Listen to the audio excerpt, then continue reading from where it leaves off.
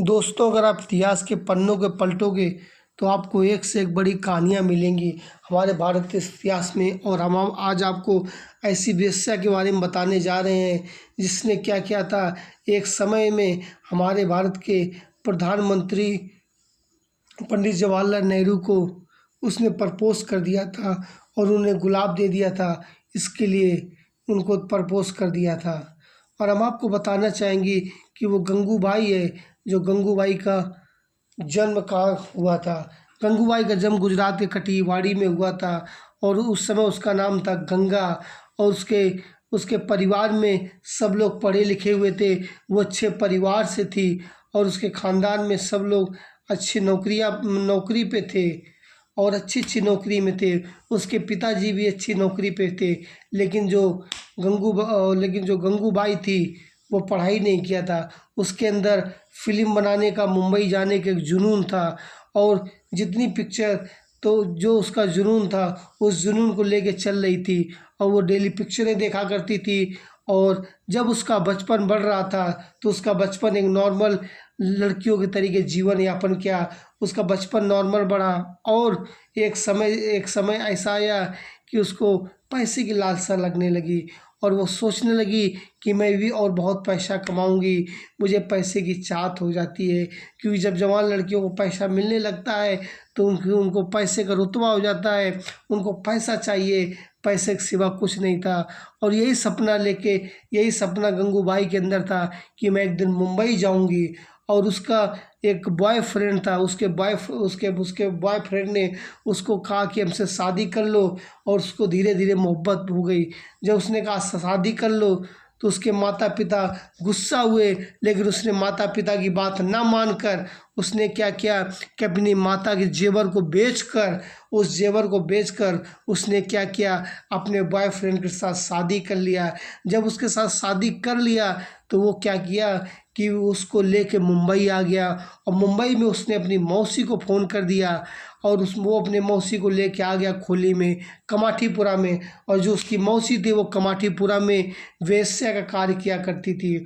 और उसने क्या किया कि गंगा को कमाठीपुरा में अपने मौसी के कोटे पर 1,000 में बेच दिया। जब वो उसको बेचकर चला गया तो वो इंतज़ार कर रही थी कि मेरा पति अब आएगा, मेरा पति अब आएगा। लेकिन समय गुजर गया, समय जाता गया, वो नहीं आया। वो केवल अकेली ही रह गई और उस कोठे में उसकी दम घुटने लगी। वो चार दीवारों में उसकी दम दम घुटने लगी, उसका दिल घबराने लगा। लेकिन और वो रो रो के परेशान हो गई। लेकिन उसके मन समझ में नहीं आ रहा था मैं करूँ तो क्या करूँ, क्योंकि वो इतना रो रही थी, घबरा रही थी। और वो जिस जगह थी वो काल कोठ रही थी। और वहाँ की जो उसकी जो मौसी थी वो बड़ी खतरनाक थी। वो बड़ी शैतान हैवानियत जैसी औरत थी। उसको केवल पैसा चाहिए था, पैसा, और उसको किसी चीज़ की कमी नहीं थी। इसलिए उसने क्या किया कि उसको वेश्या व्यापार में भेज दिया। लेकिन जो गंगा थी, वो गंगा तो एकदम भोली भाली थी, गांव की लड़की थी, प्यारी गांव की लड़की थी। उसके अंदर नॉर्मल ज़िंदगी थी, लेकिन उसका जीवन किस तरीके से विनाश की ओर बढ़ रहा था। और जिस समय गंगा गंगा कोठे पे थी तो एक उससे गुंडा मिलने आया जिसका नाम था शौकत। और शौकत ने उसके साथ ज़बरदस्ती सेक्स किया, यौन संबंध बनाया। और उसको अच्छा नहीं लगा। ये ज़बरदस्ती देख के वो बहुत निराश हुई, वो रोई, लेकिन वो कुछ नहीं कर सकती थी क्योंकि वो एक वर्कर थी। और ये सब बातें वो देख रही थी, ये समस्या सब अपने जीवन में झेल रही थी। और इन सब चीज़ों को वो झेल नहीं पा रही थी। तो उसके बाद उसका तबीयत इतना ख़राब हो गया कि उसको हॉस्पिटल में एडमिट कराया गया, वो उसका इलाज करवाया गया और दवाई उसकी चल रही थी। लेकिन उसकी जब दवाई चल रही थी तो उसको पता नहीं था कि क्या क्या होने वाला है। लेकिन जब गंगूबाई के जीवन में, क्योंकि गंगूबाई फुली तरीके से टूट चुकी थी, उसी समय गंगूबाई वहाँ पर कलीम लाला से मिली, जो वहाँ का लोकल डॉन था। और उसने कलीम लाला को पूरी कहानी बताई कि उसके साथ क्या हुआ।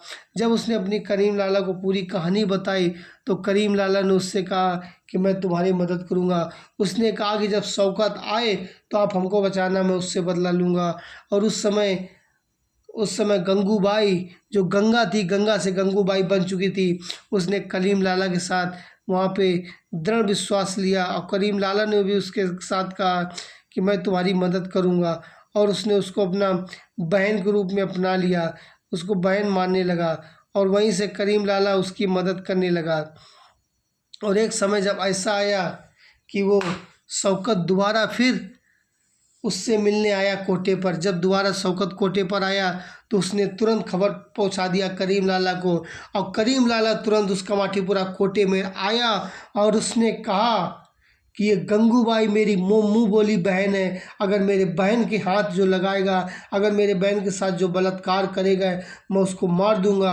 और करीम लाला ने तुरंत उसी जगह उस शौकत को मार डाला। वो उस समय से करीम लाला का पूरे मुंबई में डॉन में दबदबा हो गया, और गंगूबाई का भी दबदबा पूरे उस क्षेत्र में हो गया। वहाँ से गंगूबाई का रुतबा बढ़ता गया, और यहाँ तक कि गंगूबाई की जो मौसी थी वह भी उसको दबाने लगी। लेकिन वहाँ पे एक छोटी सी, वहाँ पे एक 15 साल की लड़की थी जो बहुत रो रही थी। वो कह रही थी कि मैं घर जाना चाह रही हूँ। लेकिन जब गंगूबाई ने उसकी कहानी सुनी और उसको 2 ऑप्शन दिया, तो गंगूबाई ने उसकी मदद किया उसको घर पहुँचाने की। और गंगूबाई वो थी जब जब जब वहाँ पर मुंबई में एक धरना प्रदर्शन हुआ, एक मीटिंग हुआ एनजीओ के द्वारा, तो गंगूबाई को बुलाया गया वहाँ पर शेयर करने के लिए। गंगूबाई ने क्या किया, शेयर किया। और गंगूबाई ने भारत के प्रधानमंत्री से मिली और उनसे मीटिंग करने के लिए बैठी, क्योंकि वहाँ पे एक स्कूल संत एंथोनी स्कूल, जहाँ पर वहाँ के प्रिंसिपल ने उनको वहाँ पे शिकायत की कि हमारे स्कूल के बगल में देह व्यापार होता है, जिससे हमारे स्टूडेंट का भविष्य खराब हो रहा है। और उस प्रधानमंत्री से मुलाकात की, लेकिन प्रधानमंत्री ने उसकी बात मानी और उससे कहा कि मैं कमाठीपुरा के सेक्स वर्करों को ज़मीन अलॉट करवाऊंगा, उनको खाली नहीं होने दूंगा। और इस बात पर गंगूबाई बड़ी खुश हुई, क्योंकि गंगूबाई अपने लोगों की चिंता करती थी। गंगूबाई चाहती थी कि उसके लोग सुरक्षित रहें। गंगूबाई चाहती थी कि जो कमाठीपुरा की जितनी महिलाएं हैं, वो महिलाएं वहाँ से दूर न जाएं, बल्कि वो महिलाएं उसी जगह रहें, क्योंकि महिलाएं बेघर हो जाएंगी तो कहाँ जाएंगी, क्योंकि उनका कोई घर नहीं था। यही बात उसने पंडित भारत के तत्कालीन प्रधानमंत्री जवाहरलाल से जब मिली तो कही, और जवाहरलाल ने उसकी शर्तों को मान लिया और उसने कह दिया कि कमाठीपुरा में जितनी सेक्स वर्कर हैं, देह व्यापार महिलाएं, किसी को नहीं निकाला जाएगा, सब वहीं पर रहेंगी और मैं उनकी मदद करूंगा। इस बात से कमाठीपुरा में पूरा न्यूज़ फैल गई कि गंगूबाई महिलाओं के मदद में, महिलाओं के समर्पण में खड़ी है। वहाँ से वो लोग, वहाँ की सी महिलाएं गंगूबाई को और महान मानने लगी, और उस समय से गंगूबाई और अपने लोगों के साथ खड़ी रही।